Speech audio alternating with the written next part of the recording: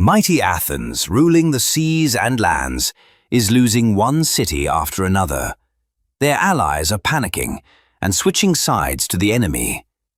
The empire's economy is falling apart, and all this is the work of one man. Not an army, not a fleet.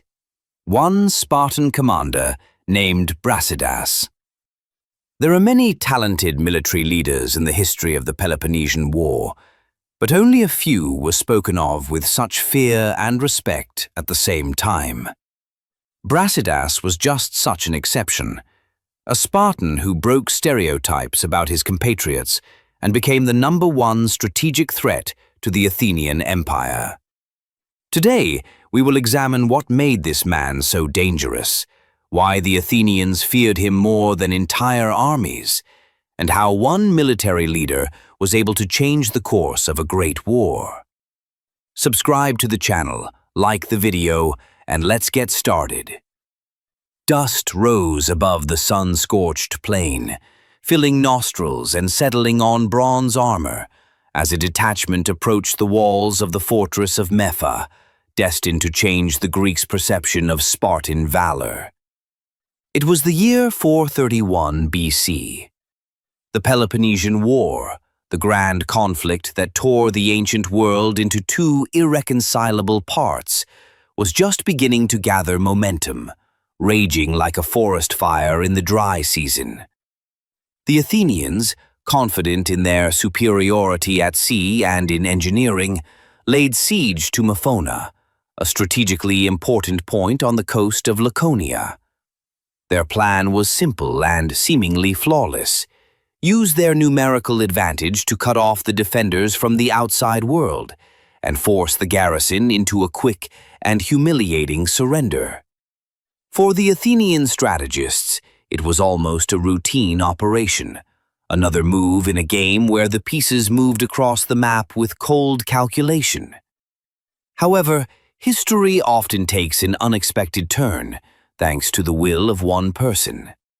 At that moment, Brasidas, son of Tellus, appeared on the scene. At that time, he was not yet a legend. His name did not cause tremors in the Athenian assemblies, but it was under the walls of Mepha that he committed an act that bordered on pure madness.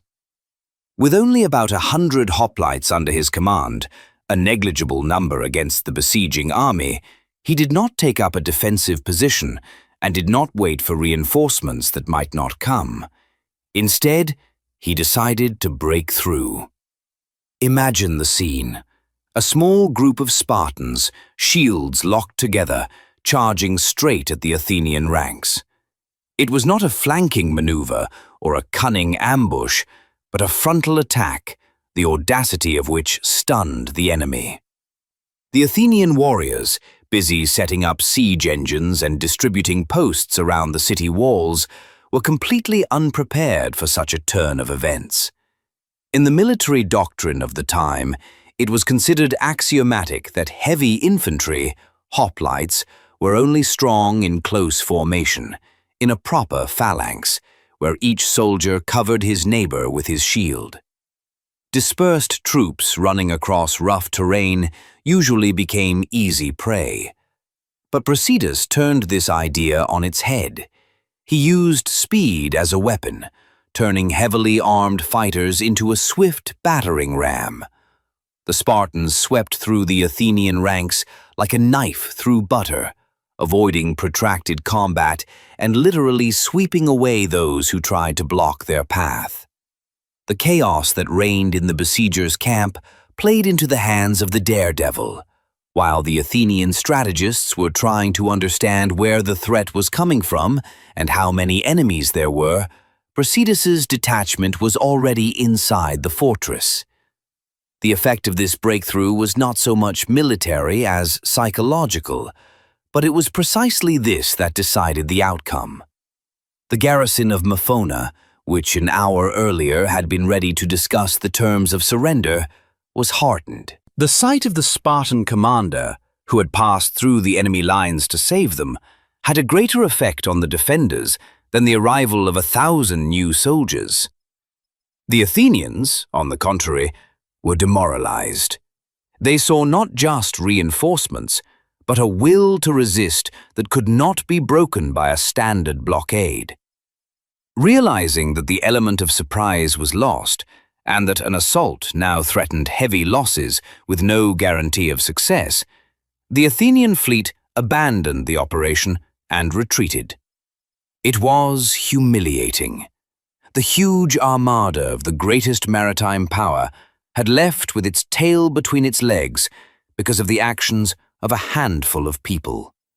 However, the most interesting events took place not on the dusty plain near Mephona, but in Sparta itself after the hero's return. Lacedaemonian society was structured in a very specific way. It suppressed individuality for the sake of the collective. It was not customary to stand out, even if you had performed a heroic deed.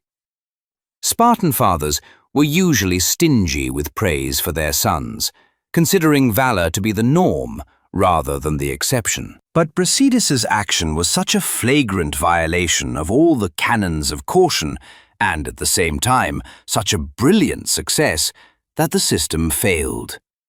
The ephors and the gerousia, the elders who ruled the state, officially recognized his merits. This was the first time in the war that Sparta had publicly, at the state level, recognized the personal initiative of an individual officer. Such recognition had a double meaning. On the one hand, Sparta needed heroes. The beginning of the war had been ambiguous for the Peloponnesian League. Their strategy of invading Attica did not bear quick fruit, and the Athenian fleet ravaged the Peloponnesian coast with impunity. Brasidas's success was a breath of fresh air, proof that the Athenians could be defeated not only in general battles, which they avoided, but also in local skirmishes, where reaction and quick thinking were required. On the other hand, Brasidas's rise set a dangerous precedent. He showed that war was changing, and that the old methods of King Archidamus, slow, thorough, predictable, were giving way to new tactics where risk and speed were everything. For the Athenians themselves, the incident at Mephona was the first warning sign, which many, however, chose to ignore, dismissing it as a fluke. They were used to seeing the Spartans as a faceless mass, a machine that was formidable in a head-on collision, but slow and unimaginative. Brasidas shattered this stereotype. He demonstrated that Spartans could be proactive, flexible, and unpredictable. It was at this moment that the seed of fear was planted in the minds of the Athenian strategists, which would later grow into real panic. They realized that they were not fighting against an army that simply obeyed orders, but against people capable of improvisation. Brasidas learned the main lesson from this episode, one that would define his entire future career. It is impossible to defeat an empire by playing by its rules. Athens was richer, its fleet was larger, its resources seemed limitless. Trying to outlast them in defense was suicide. The only chance of victory was through audacity, speed, and striking where the enemy felt completely safe. Mepheion became the testing ground where Brasidas honed his signature style, a style that would soon send shivers down the spines of all of Athens' northern possessions. He understood that fear was as much a weapon as a spear or a sword, and if used correctly, it could defeat the enemy before the battle even began. This young commander, covered in dust and foreign blood, returned to Sparta not just as a victor, but as the bearer of a new philosophy of war, one that would prolong the conflict for decades and forever change the face of the Greek world. The Athenians, scattered around the walls and busy preparing siege engines, simply did not expect anyone to dare attack them with such small forces. Brasidas broke through their ranks like a knife through linen, losing only a few fighters, and entered the fortress. The effect of this action was instantaneous and paralyzing.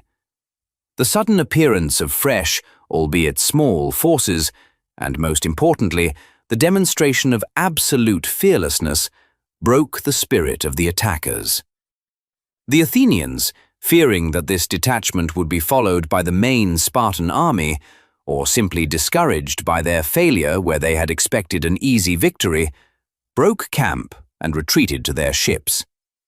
This event was the first crack in the monolith of Athenian self-confidence. Sparta, a state known for its collectivism and austere restraint, where personal glory always took second place to the common good, could not ignore this feat. The Spartan government, usually stingy with praise, made an exception. Brasidas received official public thanks, an honor that in Lacedaemon was bestowed on only a few, even among the highest aristocracy. It was equivalent to a junior officer in a modern army being allowed to give a lecture on tactics to the general staff. His success at Mephona brought him more than just fame. He gained complete trust. The elders saw before them not just an efficient commander, capable of maintaining the phalanx formation, but a man with a rare gift for initiative. He had shown that he was capable of changing the rules of the game right in the middle of the match. For Athens, however, this was the first warning sign, a harbinger of storms to come. A new figure had appeared on the board, whose actions could not be predicted by the standard algorithms of military logic. The drama of the Battle of Pylos deserves a more detailed analysis, as it was there that the true nature of his leadership, far beyond the usual military command of the time, was revealed.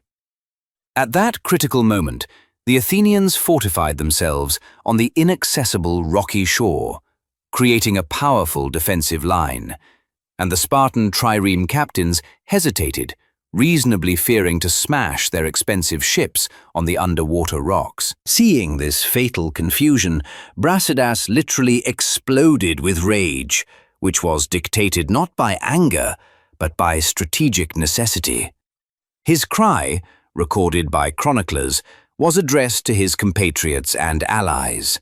He urged them not to spare the logs of their ships for the sake of victory over the enemy, who dared to encroach on their land and lock them up on their own coast.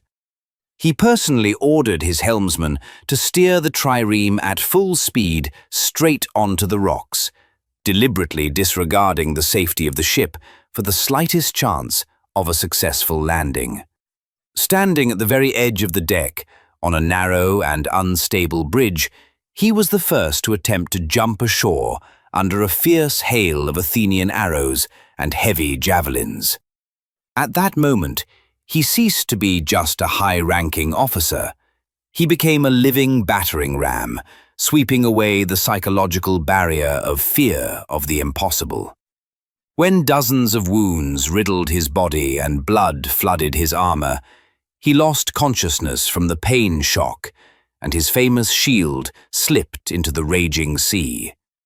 For any other Spartan, the loss of a shield would have been an indelible disgrace, a symbol of cowardice and panic-stricken flight.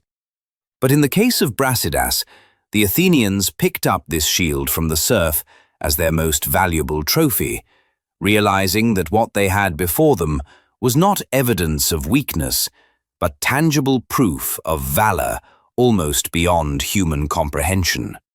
This shield later adorned the Athenian victory monument, becoming an eternal reminder that the Spartan onslaught could only be stopped by the physical destruction of its bearer. Developing the theme of its incredible versatility, it is worth recalling the naval battle at Lepanto. The conservative Spartan tradition always gave exceptional priority to land forces, the monolithic phalanx of hoplites, considering the sea to be a capricious, treacherous, and in some ways even dishonest element. Brasidas, however, was one of the few great Spartans who clearly understood that in order to finally crush Athenian greatness, it was necessary to learn to breathe salt and fight on the decks as confidently as on solid ground. As an advisor to the navarch Cnemos, he did not simply give recommendations from the safety of his headquarters tent, but personally studied the complex maneuvers of the Athenian squadrons. He witnessed firsthand how the legendary Admiral Phormio used his superior speed and persistently tried to introduce elements of this dynamic tactic into the cumbersome and archaic Spartan fleet. His personal presence on board the ship as an ordinary soldier instilled iron confidence in the rowers, who usually felt extremely uncomfortable on the water. He patiently explained to the soldiers that the sea was just another battlefield, where discipline, coordination, and ferocity could compensate for the lack of years of navigational experience. His personal example created a unique, almost mystical psychological bond with his subordinates, especially with that famous detachment of 700 helots, whom he would later bravely lead to distant and dangerous Thrace. In the rigid social structure of Sparta, the helots were an oppressed class, potential internal enemies. But Brasidas was the first to see them as warriors, not slaves. He officially promised them freedom and then fought shoulder to shoulder with them for years, sharing meager soldiers' rations and freezing nights during difficult winter marches. This was absolutely unheard of for a proud Spartan aristocrat. His phenomenal ability to transform yesterday's bonded laborers into the elite Brasidians was based on absolute, hard-won trust. The soldiers knew for certain that their commander would never give an order that he himself was not prepared to carry out immediately, exposing himself to the same or even greater danger. When, during the grueling campaign in Chalkidiki, he had to personally reconnoiter unfamiliar terrain or take part in minor night skirmishes at the front outposts, he often deliberately did not wear bright insignia that would mark him out as a priority target. However, he was always unmistakably recognized by his calm, confident manner, and by the fact that he invariably found himself in the thick of the battle, where spears were broken and the outcome of the battle was decided. This behavior contrasted sharply with the usual image of Athenian demagogues and strategists, who often directed military campaigns from the safety of public assembly halls or from aboard well-guarded admirals' flagships. Brasidas embodied the archaic ideal of a heroic leader, although he did not formally belong to the royal houses of Sparta. His numerous scars were his best credentials in the eyes of his allies. When he negotiated with the Greek city-states, his bandaged fresh wounds spoke louder to his audience than any of the Athenian ambassadors' sophisticated diplomatic speeches. The people of Therona saw before them not a haughty and cold gentleman from Laconia, but a wounded athlete of war who had just come from the front lines. This created a powerful effect of sincerity of the sword. Brasidas was believed unconditionally because he paid for his political convictions with his own blood. His physical endurance seemed almost supernatural to his contemporaries. After suffering severe injuries at Pylos, he recovered with remarkable speed to lead a difficult overland crossing across Thessaly. This crossing was in itself a feat of willpower.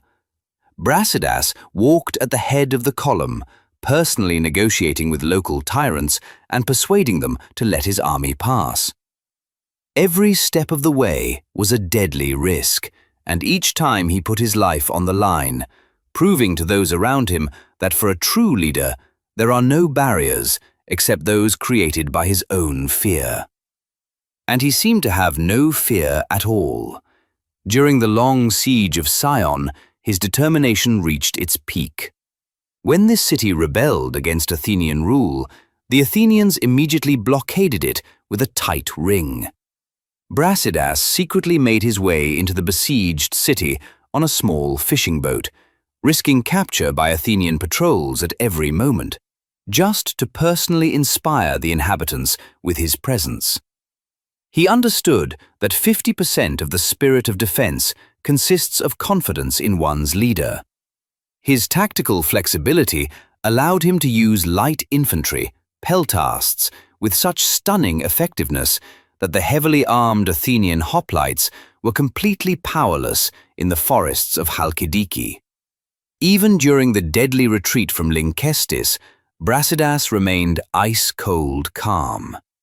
Surrounded by superior barbarian forces, he formed his men into a perfect square and personally took his place in the rear guard, the most vulnerable position. He methodically repelled attacks, giving the enemy no chance to taste easy prey. Brasidas did not just lead the way in the attack, he always left last, physically covering his soldiers.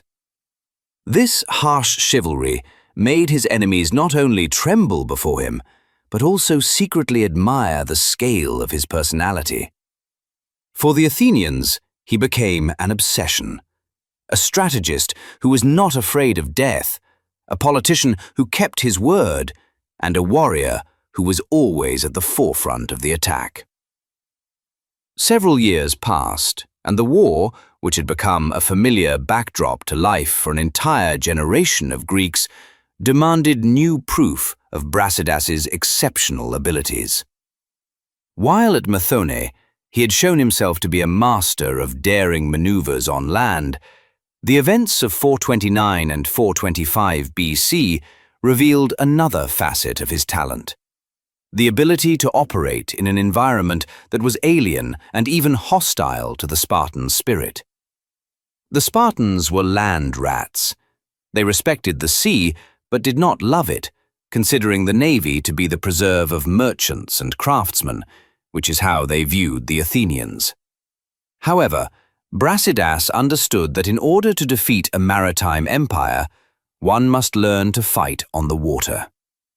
In 429, he served as an advisor to the Spartan navarch Cnemos.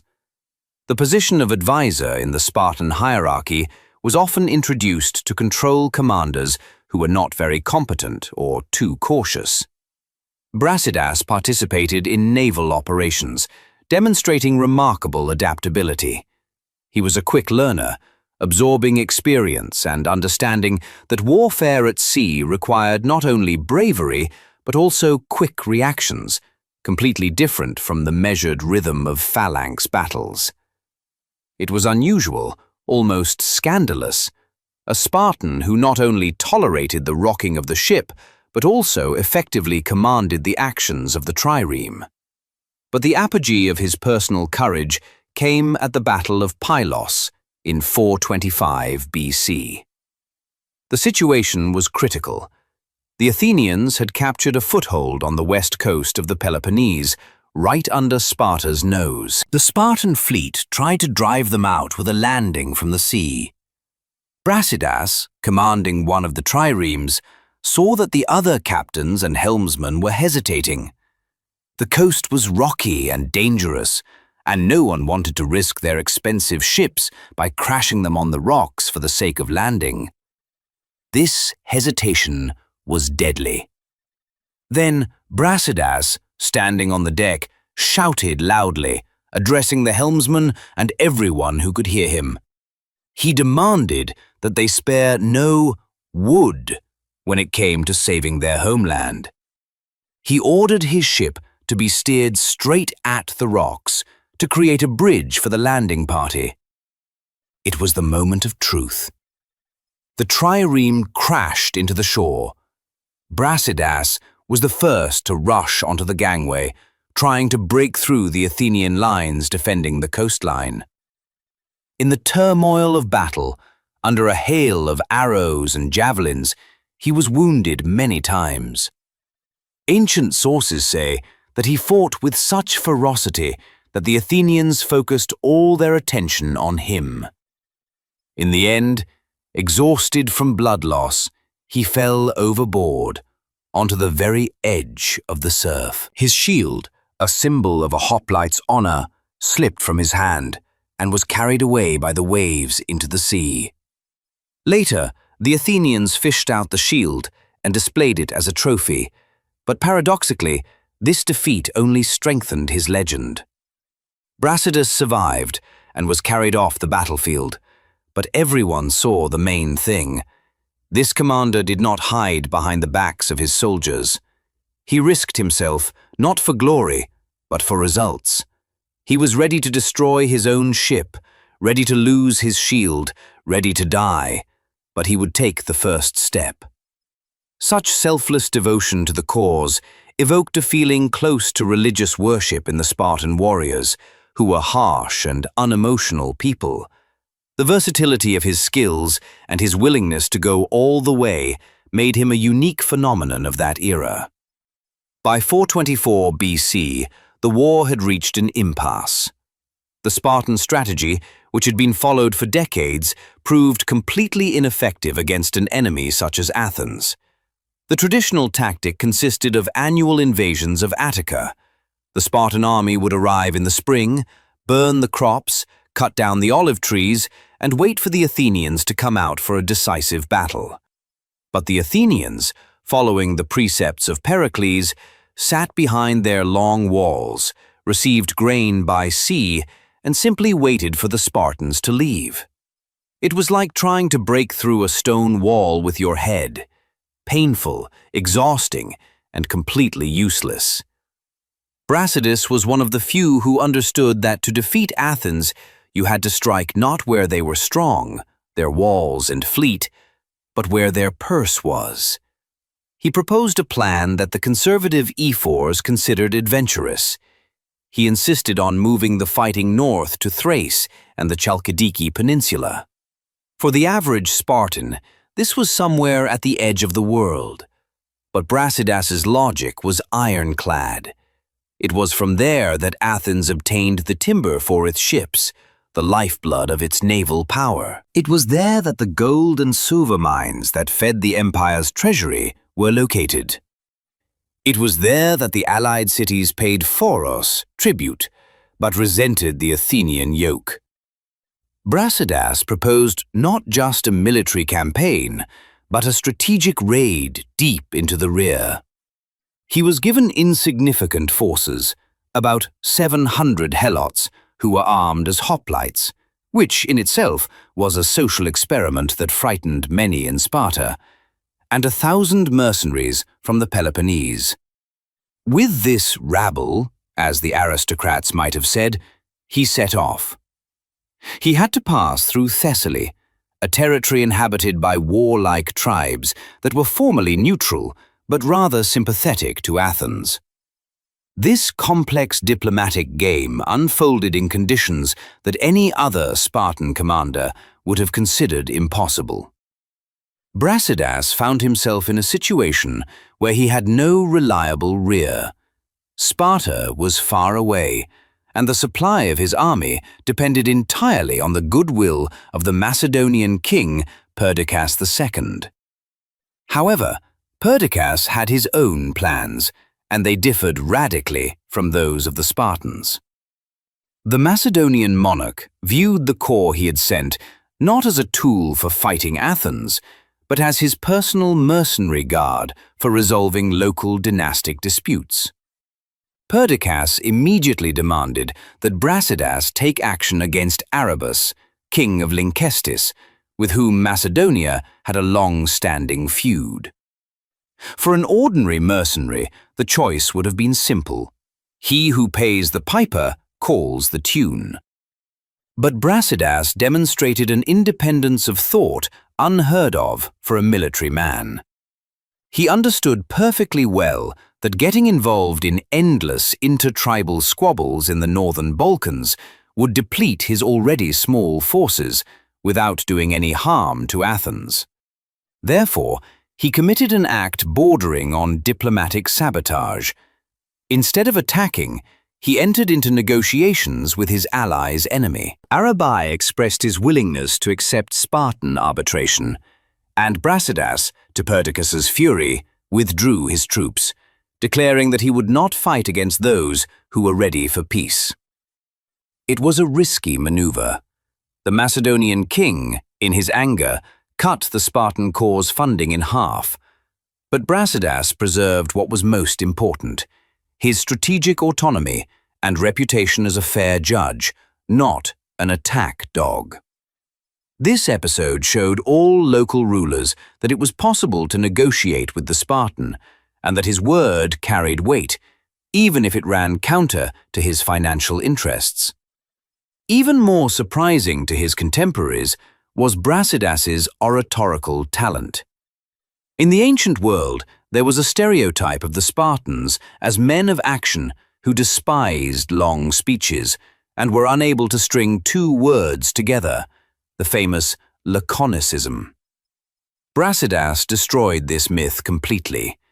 His speech before the popular assembly in Athens, a key ally of Athens on the Chalkidiki Peninsula, became a textbook example of soft power. He stood before a crowd of armed citizens who had refused to let his army inside the walls and spoke to them alone. His speech was a masterpiece of psychological pressure, disguised as a friendly offer. He did not threaten a massacre, as the Athenians often did when suppressing rebellions. On the contrary, he appealed to pride and freedom, declaring that he had come to liberate the Hellenes from the Athenian yoke. However, this diplomatic carrot always came with a hidden stick. Brasidas masterfully used economic blackmail. Athens was famous for its vineyards, and the Spartans' visit coincided with the moment before the harvest. In his speech, he subtly hinted that if the city did not accept the freedom he had brought, he would be forced, with a heavy heart, to destroy their harvest in order to deprive Sparta's enemies of resources. Faced with a choice between abstract loyalty to Athens and the concrete loss of a year's income, the inhabitants of Athens chose Brasidas's side. The vote was secret, which was also part of Brasidas's strategy. He gave people the opportunity to change their allegiance without public disgrace. Thus, without firing a single shot, he broke away an important strategic point from the Athenian maritime power. Brasidas also worked actively to create a new image for Sparta. Before him, Spartan commanders abroad had generally behaved arrogantly and despotically. Remember, for example, the regent Pausanias. Brasidas, on the other hand, emphatically demonstrated modesty and respect for local customs. He swore that Sparta would not interfere in the internal affairs of cities and would not support oligarchs against democrats, which was unheard of, as Sparta traditionally hated democracy.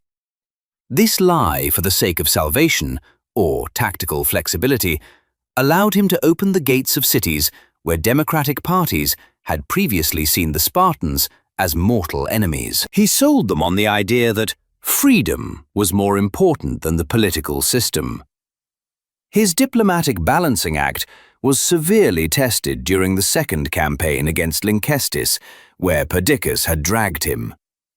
When the warlike Illyrians, who had betrayed the Macedonians, appeared on the horizon, Perdiccas's army fled in panic during the night, without even warning their allies.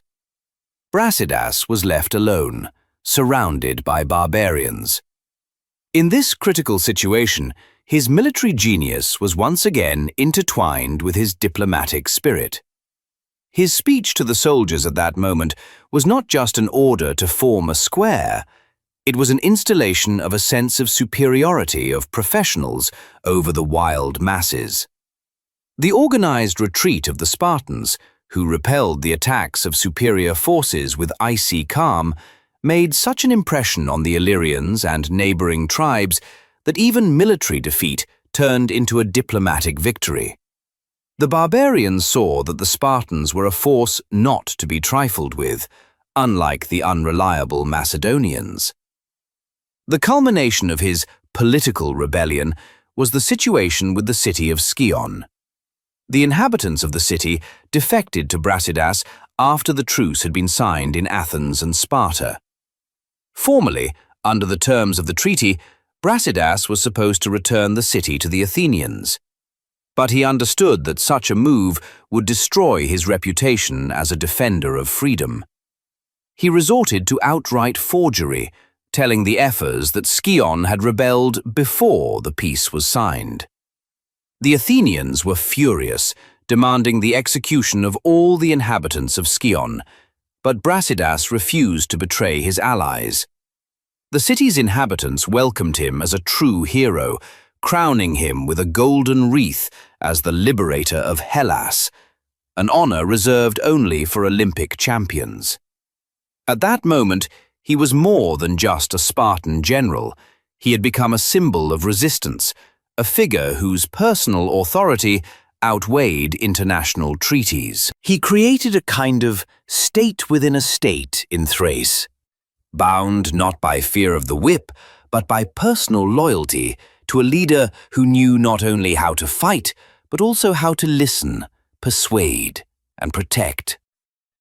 This march through Thessaly was a masterpiece of logistics and diplomacy.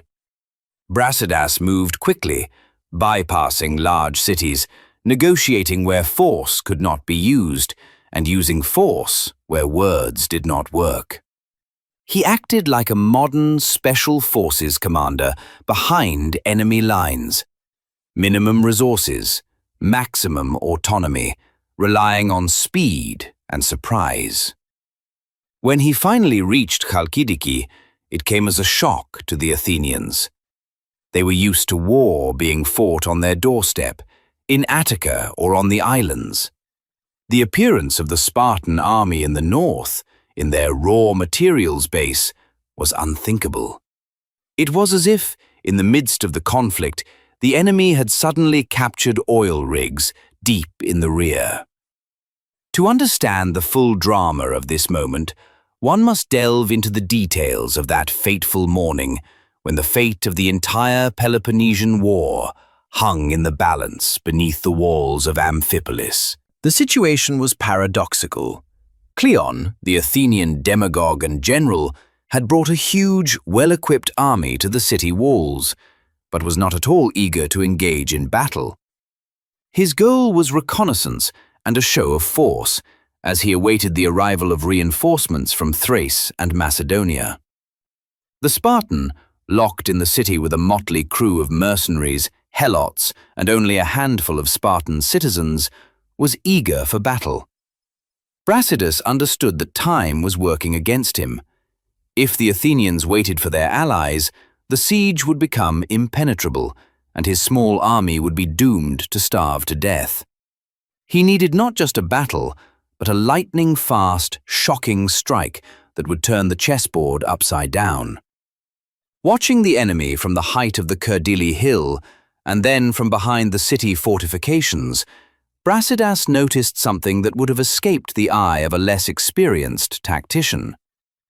The Athenian column moving past the city looked impressive, but behaved carelessly. Cleon, confident that the Spartans would not dare to oppose his superior forces, made a fatal mistake. The Athenians marched with their unprotected right flank exposed to the city, the side not covered by shields. Moreover, Brasidas, who had a keen eye, saw chaos in the enemy's ranks. The soldiers' heads were turning in different directions, their spears were swinging wildly, and their formation was breaking down. "These men have no will to stand their ground," he said to his officers. He realized that he was not facing an army ready for battle, but a crowd that was already mentally back in camp. Brasidas's plan was a model of military audacity bordering on suicide. He divided his already small forces. He left the main part of the army under the command of his deputy, Clearchus, at the Thracian gate with orders to wait. He himself selected only 150 volunteers for a personal attack. The plan was to strike first, create panic in the center of the Athenian column, and only when the enemy faltered would Clearchus strike a second blow, turning the retreat into a rout. Before leaving, Brasidas addressed his soldiers with a speech that Thucydides preserved for history. He did not promise them gold or an easy walk. He spoke of honor, of freedom being won with a spear, and of how it was better for a Spartan to die than to live with the stigma of a coward. These were the words that turned yesterday's slaves and mercenaries into a single monolith. When the gates swung open, the effect exceeded all expectations. Brasidas and his 150 Spartans burst out, not in the orderly march of a phalanx, but running with a fierce cry. For the Athenians, relaxed and waiting for the order to retreat, it was like a bolt of lightning. They saw before them not a formation of soldiers, but a frenzied whirlwind. The center of the Athenian column, where the blow fell, was crushed instantly. The left wing, seeing this nightmare, did not even attempt to engage in battle, and rushed in panic towards Aeon. Brasidas, in the thick of the battle, personally cleared a path with his sword, setting an example that a Spartan commander is always where it is most dangerous. It was at this moment of chaos that the difference between a true commander and a random man at war became apparent. Cleon, who had shouted so loudly about war at the Athenian assemblies, lost his composure when faced with real carnage. He did not try to reorganize his ranks or organize a defense. His only thought was escape. The Athenian commander abandoned his men, fled, and was ingloriously killed by a Mycenaean peltast, a light infantryman who simply threw a javelin at his fleeing back. Cleon's death became a symbol of the collapse of the entire Athenian expedition. The army, deprived of its leader, turned into a herd.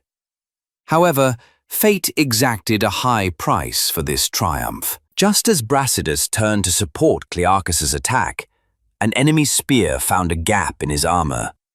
He fell, but his fall went unnoticed by most of the soldiers. His comrades nearby instantly surrounded their leader, shielding him so that the sight of their fallen commander would not undermine their morale.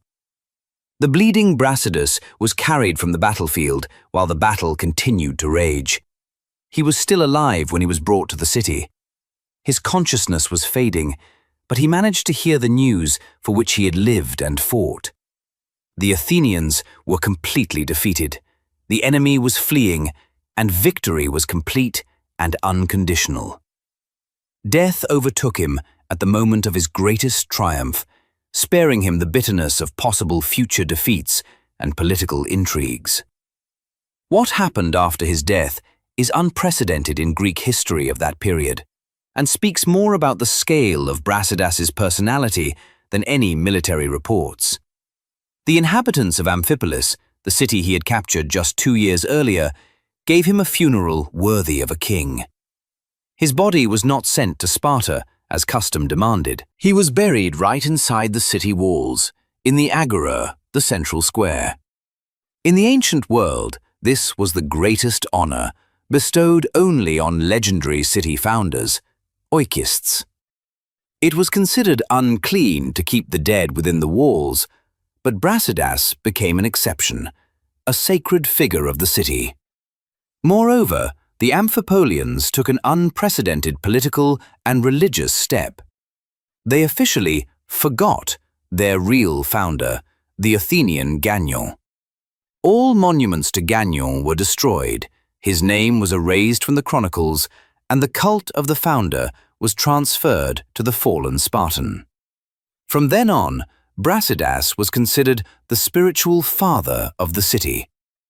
Annual games and sacrifices were established in his honor as a demigod.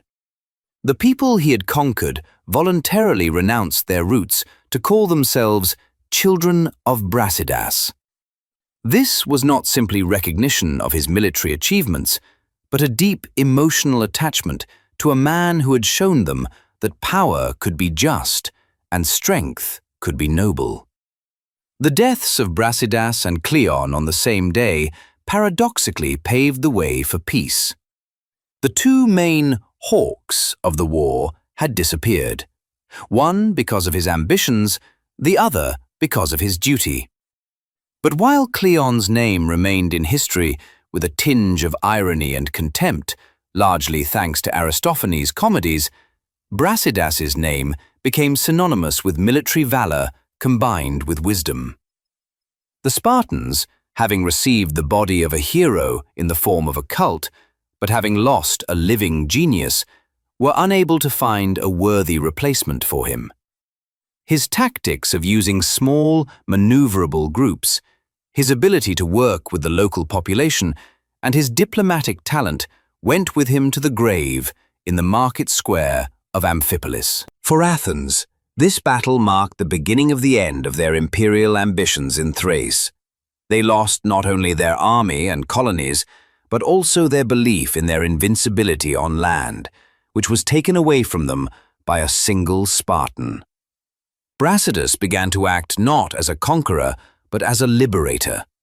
He did not burn cities, as the Spartans usually did. He offered them freedom from Athenian taxes and protection. It was a new type of war, a hybrid war, where information and political influence went hand in hand with military action. He undermined the economic base of the empire and shook its alliance system from within. Cities began to open their gates to him. The Athenians realized with horror that they were losing control of a region they considered their backyard. The chaos sown by Brasidas in the Athenian rear proved far more destructive than all previous invasions of Attica. Fear of this man grew with each passing day because he was striking not at their shields, but at the very foundations of their power. Looking at the map of that war, at the routes of his campaigns and the sites of his battles, one cannot help but wonder, did the Athenian strategists, sitting in their cool porticos and discussing the news from the north, understand that they were facing not just a lucky commander, but the harbinger of their inevitable collapse, a man who had found the needle capable of piercing the bubble of their imperial grandeur? The phenomenon of fear of Brasidas ran much deeper than simple apprehension of military defeat. It was a fear of the collapse of the very concept of the Athenian world order. The Athenians were accustomed to seeing the Spartans as predictable, conservative, and slow-moving opponents whose imagination rarely extended beyond the annual trampling of crops in Attica.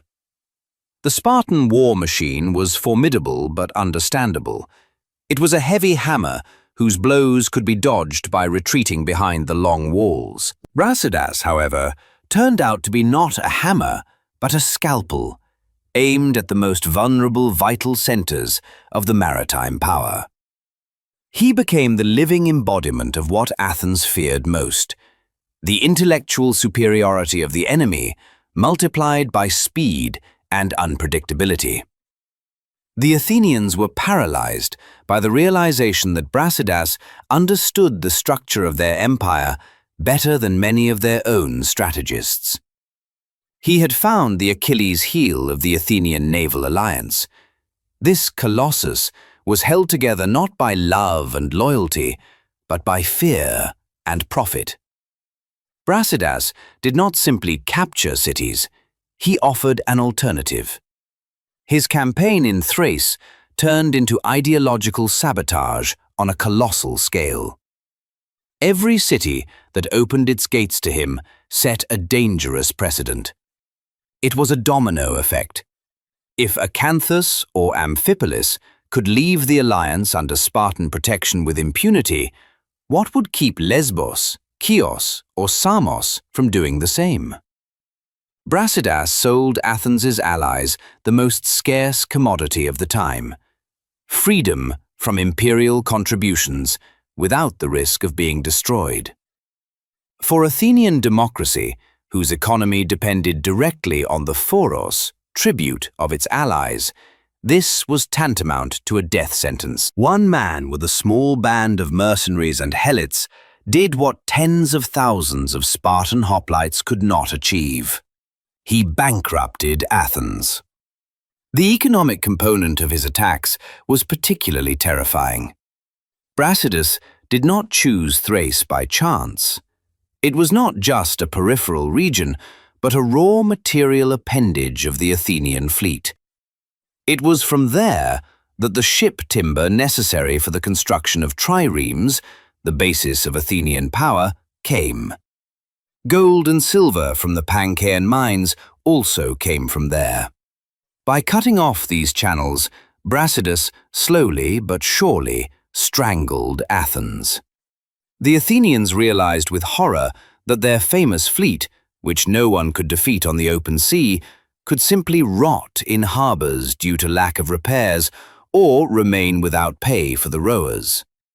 This was a level of strategic planning that was completely uncharacteristic of Sparta at the time, and it was this un-Spartan foresight that terrified the Athenian demos to the point of trembling.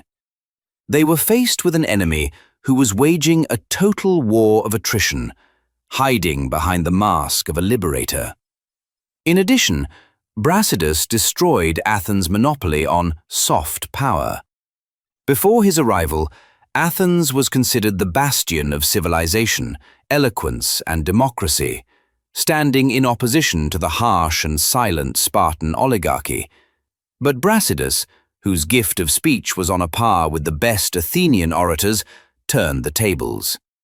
He spoke before the popular assemblies of foreign cities and persuaded them using logic and charisma, not just threats. For the Athenians, proud of their cultural exceptionalism, it was a shock to see a Spartan beating them at their own game, the game of public politics and diplomacy. He was anti-Athens, inside Spartan armor, a mirror in which the empire saw its own unattractive face of a tyrant. The psychological effect of this was devastating.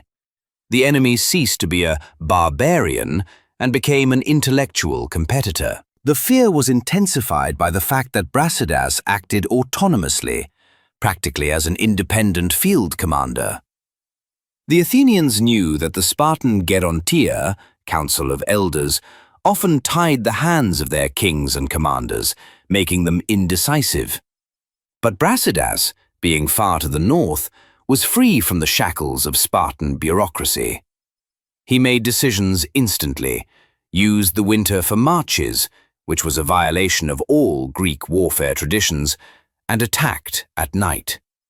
This unpredictability disrupted all the calculations of the Athenian strategists.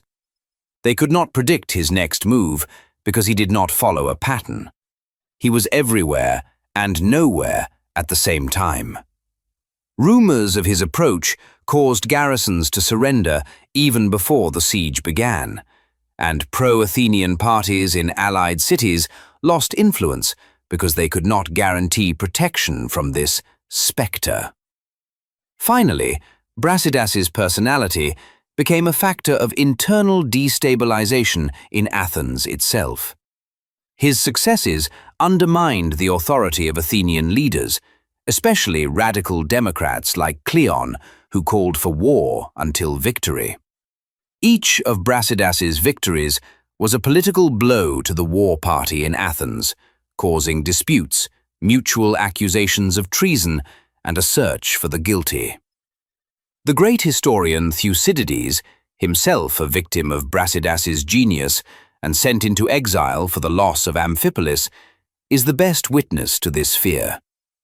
The respect and attention with which he describes the Spartan shows the extent of the trauma inflicted on Athenian self-awareness. Brasidas made the Athenians doubt their own invulnerability and the competence of their leaders. Ultimately, he was feared more than an entire army, because an army can be counted, assessed, and countered. An army has physical boundaries. Brasidas, however, became an idea, a virus that ate away at the very fabric of the Athenian alliance. He showed all the discontented Greeks that Athens was a colossus with feet of clay, and that one decisive blow in the right place could bring the whole structure crashing down. Even after his death, this fear did not disappear immediately. The shadow of Brasidas hung over the peace negotiations, the Peace of Nicias, and it was his conquests that became the main bargaining chips, proving that one man could indeed change the geopolitical map of ancient Greece, more than decades of border skirmishes. Brasidas lived a short but dazzling life. He proved that one man with the right combination of qualities can be worth an entire army. He was feared not for his cruelty, but for his intelligence, not for the size of his troops, but for his ability to exploit his enemies' weaknesses. Athens lost more from one Brasidas than from many Spartan campaigns combined. His story is a reminder that in war, as in life, one person can change everything. And sometimes one man really is more terrifying than an entire army. That's all for now. Subscribe to the channel, like the video,